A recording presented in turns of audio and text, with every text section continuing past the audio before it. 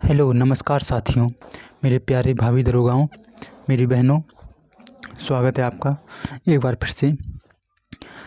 दोस्तों, हम लोगों के मेडिकल शुरू हो गए हैं। 17 तारीख से हम लोगों का मेडिकल शुरू है। आज 16 तारीख हो गई है और कल आप लोगों का मेडिकल, कुछ लोगों का कल होगा। उसके बाद ऐसे ही निरंतर आगे क्रम में चलते रहेंगे। तो जिस चीज़ का हम लोगों को बेसब्री से इंतज़ार था, वो आखिरकार ये घड़ी आ ही गई है। तो दोस्तों, देख लेते हैं कि लास्ट टाइम पर हम लोगों को क्या क्या सावधानियां बरतनी है, क्या क्या ऐसा करना है कि जो हम लोग 100% फिट हो जाएं, कोई भी हम लोगों को पॉइंट ना मिले। ठीक है। और एक चीज़, वहाँ पर जाने से पहले हम आपको बताना चाहते हैं कि आपको क्या क्या तैयारियां करके जानी है, क्या कैसे जाना है और वहाँ पर कैसे क्या होगा, ये सब हम बातें देखेंगे आगे वीडियो में। तो दोस्तों, मेरा एक दोस्त है जिसने पहले भी UPSI का क्लियर किया है मेडिकल, और उसकी जो है लखनऊ में पोस्टिंग है। तो उनसे मेरी बात हुई है, तो उन्होंने जो जैसा कुछ बताया, मैं उसी आधार पर आपको बताने जा रहा हूँ कि कैसे क्या UPSI का मेडिकल होता है। तो पहली चीज़ तो देखिए कि आप लोग कोई भी अकेले मत जाइएगा, किसी ना किसी के साथ जाइएगा, क्योंकि जब हम लोग वहाँ पर जाते हैं तो हमारे सारे डॉक्यूमेंट्स बाहर ही रखा लिए जाएंगे और एक लिस्ट होगी उनके पास, जो कि हेडक्वार्टर से पहले या फिर मुख्यालय से पहले से ही प्रत्येक रेंज ऑफिस, यानी कि जहाँ पुलिस लाइन में हम लोगों के हो रहे हैं मेडिकल, वहाँ पहुँचा दी गई है। तो उस जो लिस्ट में जो नाम है, उसी नाम के हिसाब से पुकारा जाएगा आपको, और जो भी आपके डॉक्यूमेंट जो भी आपके साथ होंगे उन सबको बाहर रखा दिया जाएगा। आपको डॉक्यूमेंट अंदर नहीं ले जाने दिया जाएगा। तो इसलिए आपके साथ कोई ना कोई ऐसा आपके माता पिता या फिर आपके जो भी पेरेंट्स हैं उनको, या फिर भाई, या जो भी जिसके साथ भी आप जाना चाहें उसको लेवा जाइएगा, ताकि आपके डॉक्यूमेंट सुरक्षित रह सकें। अकेले बिल्कुल मत जाइए, क्योंकि आपको डॉक्यूमेंट अंदर बिल्कुल नहीं ले जाने दिए जाएंगे, ना ही डॉक्यूमेंट या कुछ भी चीज़ नहीं ले जाने दिए। आप केवल अंदर वहाँ पर जाएंगे और आपका जैसे ही नाम पुकारा जाए तो आप अंदर जा कर के केवल और केवल मतलब आपके शर्ट पैंट भी उतरा दिए जाएंगे और आप इनर वियर और अंडरवियर में ही बैठेंगे, या फिर लोवर, हाफ लोवर में बैठ सकते हैं। ठीक है। तो पहली चीज़ तो ये कि किसी को साथ लेकर जाइए, ताकि आपको आगे वहाँ पर कोई परेशानी ना हो आपकी डॉक्यूमेंट से रिलेटेड, कि कहाँ पर रखें, किसके पास रखें, कहीं मतलब खो ना जाए, ये सब चीज़ें। तो ठीक है, किसी को अपने साथ लेकर जाना। ये तो हो गई हमारी पहली बात। दूसरी बात, अब जैसे ही हम लोग वहाँ पर जाते हैं, पुकारा जाएगा हम लोगों को नाम के वाइज, और जिस हिसाब से वहाँ कराया जाएगा, सीरियल नंबर से या फिर रजिस्ट्रेशन नंबर से, जैसे भी लिस्ट में नाम लिखा होगा उस हिसाब से हम लोगों को आगे भेजा जाएगा। तो वहाँ पर जाते ही हम लोग एक बड़े से हॉल में पहुँचेंगे। तो वहाँ पर करीब 4 से 5 डॉक्टरों की टीम बैठी मिलेगी, जो कि सब एक साथ ही बैठे होंगे, ज़्यादा दूरी पर नहीं होंगे, सब पास पास ही बैठे रहते हैं। तो सबसे पहले हम लोग पहुँचेंगे कहाँ पर, हम लोगों को भेजा जाएगा जहाँ पर जैसे हम लोगों का DV में हुआ था, लंबाई चेक हुई थी और सीना चेक हुआ था, सेम उसी प्रकार से हम लोगों की लंबाई चेक होगी। हम लोगों ने कुछ इस प्रकार की मेजरमेंट मशीन देखी थी, हाइट मेजरमेंट मशीन। इस पर हम यहाँ पर खड़े हो जाते हैं और यहाँ पर हमारी लंबाई नप जाती है, सेम इसी तरह से जैसे ये यहाँ पर हम लोग देख रहे हैं कि यहाँ पर हम लोगों की ये यहाँ पर लंबाई नप जाती है, और नीचे जहाँ खड़े होते हैं इसमें वज़न भी आ जाता है। तो वज़न हम जो मेल कैंडिडेट है उनके लिए एप्लीकेबल नहीं है। आपका वज़न कम हो या ज़्यादा हो, उससे आपको कोई टेंशन नहीं है। लेकिन जो फीमेल है उनके लिए वज़न का लिमिटेशन दी है कि कम से कम 40 किलो वज़न होना ही चाहिए, इससे कम नहीं होना चाहिए। तो वज़न की तो बात ऐसी रही। ठीक है। अब यहीं पर आपका जो है ये चेस्ट मेजरमेंट भी हो जाता है। तो जैसे ही ये हो जाता है, उसके बाद हम लोग आगे बढ़ते हैं। तो आई होप आप लोग DV क्लियर करके आए हैं, तो आपकी लंबाई, आपका वज़न और चेस्ट अच्छे से क्लियर पहले ही है, और आप भी क्लियर कर लेंगे। और 5 सेंटीमीटर तो चेस्ट फुलाना अनिवार्य है ही। ठीक है। तो आई होप ये सब आप कर लेंगे। चलिए आगे बढ़ते हैं। जब हम इसके बाद आगे जाते हैं तो वहाँ पर सबसे पहले मिलते हैं आई वाइल डॉक्टर। ठीक है। आई वाइल डॉक्टर मिलते हैं, तो वो एक दीवार के पास या फिर कहिए दीवार के पास ही बैठे रहते हैं, और उनके सामने आपकी कुर्सी डली होगी। तो वहाँ पर आप जाएंगे, बैठ जाएंगे। आपके जस्ट ऊपर, सर के ऊपर यानी कि पीछे थोड़ा सा एक बोर्ड लगा होगा, जिस बोर्ड में ऐसा कुछ चार्ट बना होगा, चार्ट लगा होगा, या तो ये यही सेम हो सकता है, मोस्टली सबसे ज़्यादा यही चलता है हर जगह, तो या तो ये वाला हो सकता है। ठीक है, इसमें आपको ये XAUMT वाली लाइन या फिर BHAIXUY ये 6x6 की है, ये 6x9 की और ये 6x12 की है। इन तीनों में से आपको पढ़ने के लिए बोलेंगे वो कि आप कौन सा पढ़ पाते हैं और कैसे पढ़ेंगे। कि जब हमारे सर के ऊपर हम जहाँ बैठे होंगे, हमारे सर के ऊपर एक चार्ट लगा होगा, जस्ट आपके सामने, आपकी आँखों के सामने एक मिरर लगा होगा, शीशा लगा होगा, उसी में आपको उसका प्रतिबिंब दिखाई देगी, परछाई दिखाई देगी। यानी कि शीशे में देखकर हम लोगों को पढ़ना है। तो इस प्रकार से जो हमारी और उस जो प्रतिबिंब शीशे में दिखाई देगा वो 6 मीटर की दूरी बन जाती है। तो यानी कि 6 मीटर की दूरी से हम लोगों को पढ़ना है। और वो भी कैसे पढ़ाए जाएंगे, एक आँख बंद करके, पहले लेफ़्ट या फिर राइट, मतलब एक एक आँख को बंद करके आपसे पढ़वाया जाएगा। अगर आप दोनों आँखों से, यानी कि एक आपने पहले लेफ़्ट वाली बंद की और राइट वाली से पढ़ रहे हैं, लेफ़्ट वाली आपने बंद करी और राइट वाली खोली, ठीक है। और अगर राइट वाली से आप 6x6 की पढ़ लेते हैं, चलिए, तो आप राइट वाली आपकी हो गई पास। अब देखते हैं कि आपने राइट वाली बंद की है और लेफ़्ट वाली खोली है। अगर इससे भी आपने 6x6 पढ़ ली तो भी आप हो जाएंगे क्या, पास। ठीक है, 6x6, ठीक है। अगर जब आप 6x6 पढ़ ले रहे हैं तो ये 6x9 तो उससे बड़ा है, तो ये तो अपने आप ही पढ़ लोगे, ये भी ठीक है। अब देखते हैं क्या कि आप एक आँख से तो 6x6 पढ़ ले रहे हैं, ठीक है, लेकिन दूसरी आँख से 6x6 नहीं पढ़ पा रहे हैं, दूसरी 6x9 वाली पढ़ रहे हैं, ठीक है, तो भी आप पास हो जाएंगे।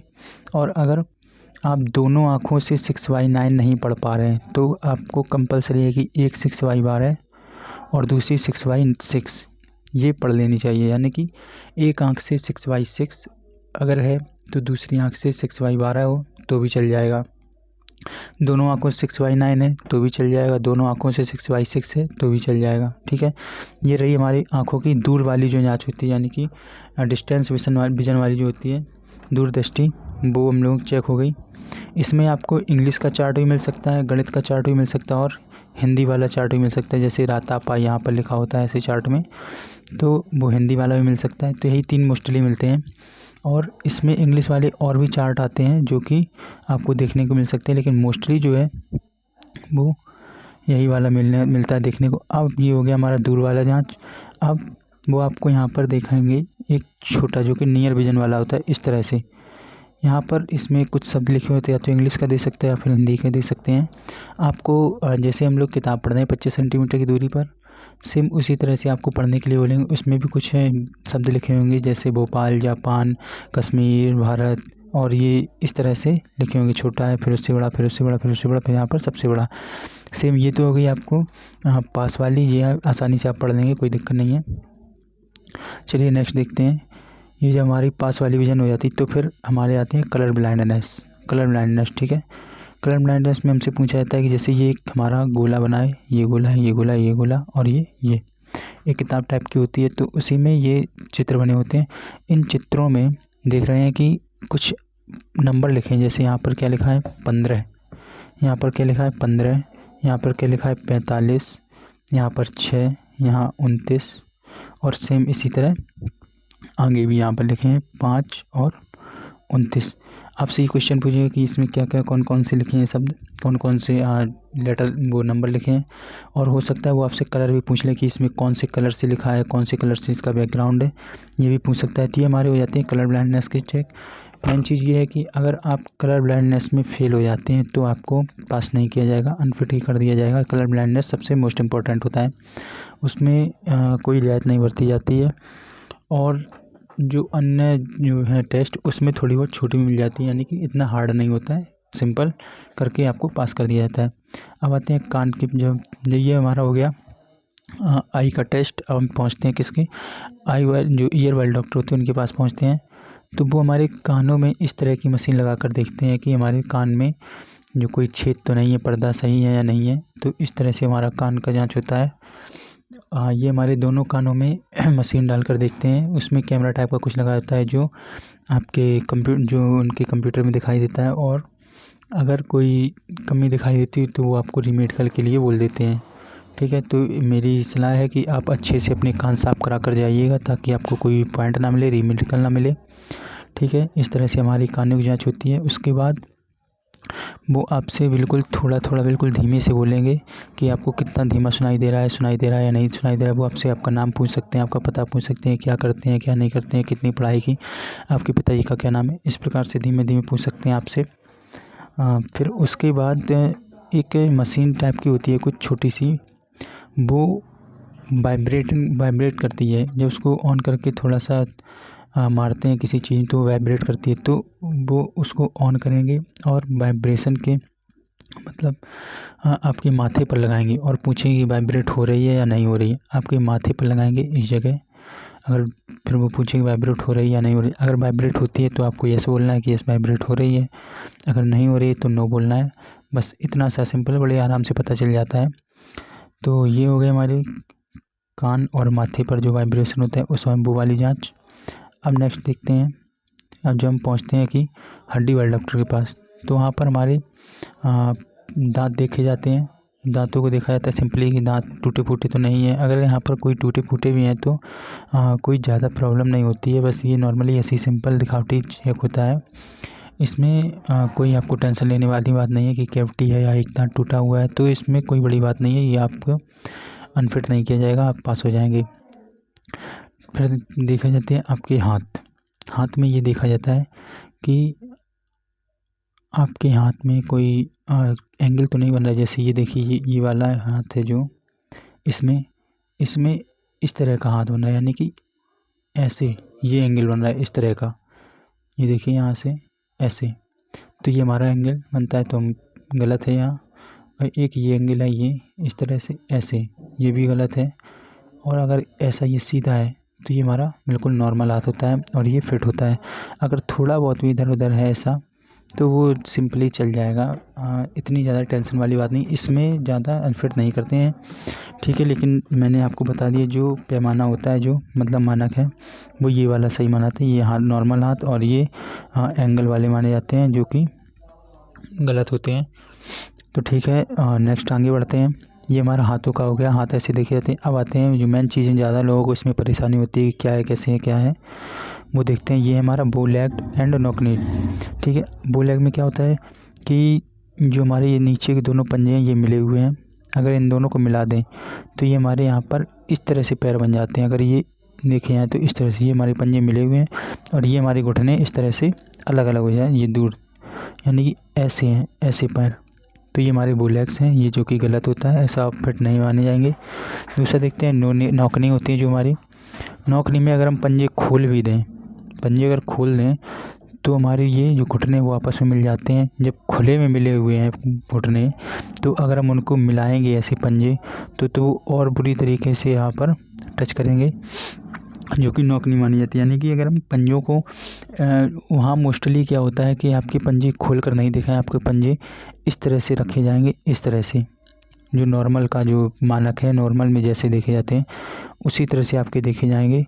अगर आपके इनके घुटनों के बीच थोड़ा सा भी गैप दिख रहा है, अगर स्केल आर पार हो रही है आपके घुटनों से, तो आप बिल्कुल पूरी तरह से फिट माने जाएंगे, कोई नौकनी नहीं है।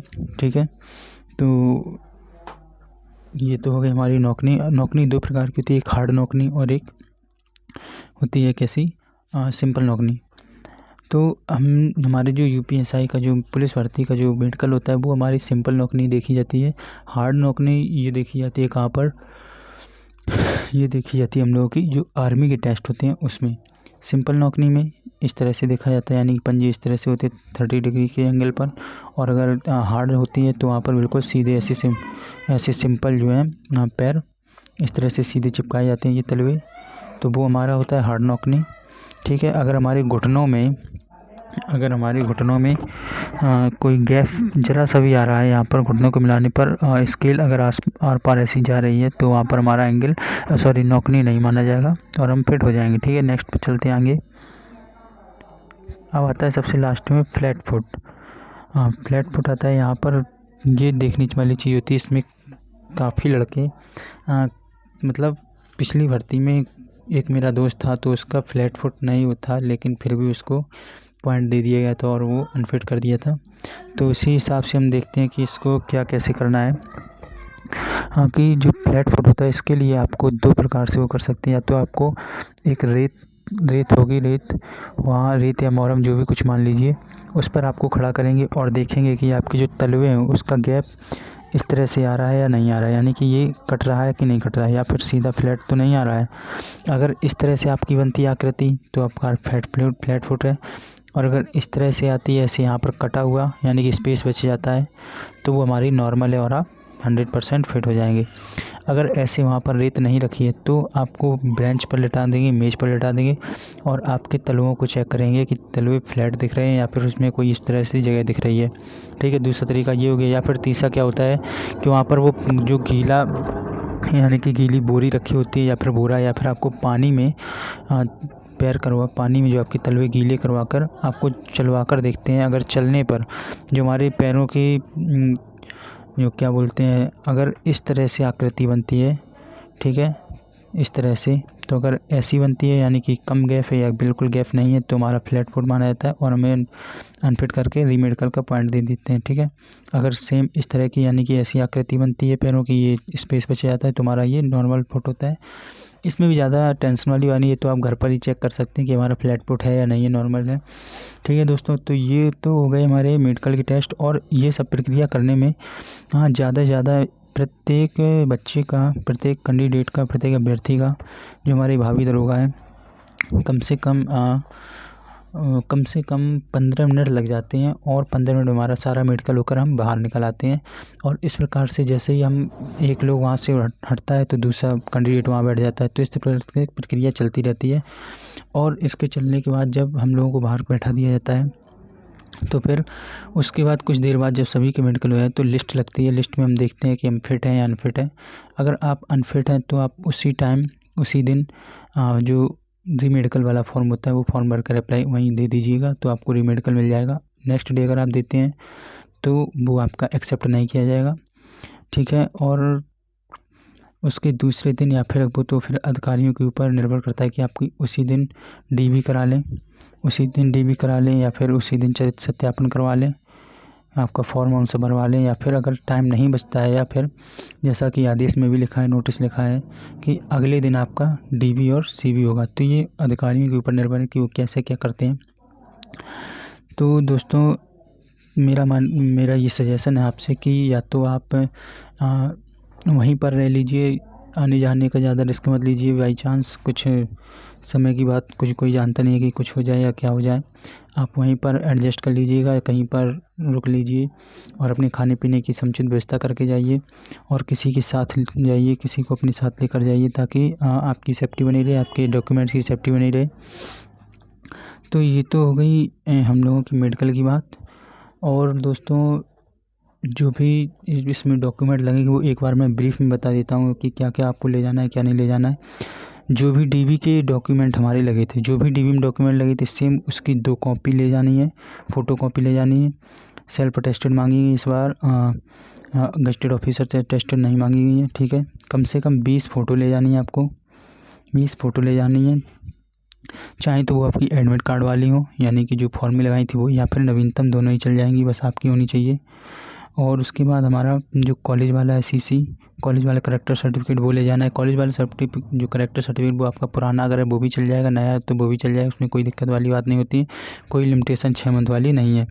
दूसरी चीज़, जो 2 गजेटेड ऑफिसर की CC हैं उनमें एक चीज़ ये है कि जो हम लोगों ने बनवाया है जो डॉक्यूमेंट, यानी कि जैसे हम लोग कोई डॉक्यूमेंट बनवाते हैं, जैसे आय प्रमाण पत्र बनवाते हैं, जाति प्रमाण पत्र, तो वो कब बनाए, यानी कि 6 मंथ के अंदर का नहीं, 6 मंथ से ज़्यादा का नहीं बना होना चाहिए। तो इस प्रकार से जो आय प्रमाण पत्र हैं, जो गजेटेड ऑफिसर, उनकी लिमिट ये दी गई है कि जो ये गजेटेड ऑफिसर से आप बनवाएंगे तो वो कितने दिन के अंदर आपने बनवाया हो। ठीक है, तो वो लिमिट दी गई है 6 मंथ, यानी कि आपने 6 मंथ के अंदर से वहाँ जाकर ऑफिसर के पास जाकर आपने बनवाया, उनसे साइन करवाएं।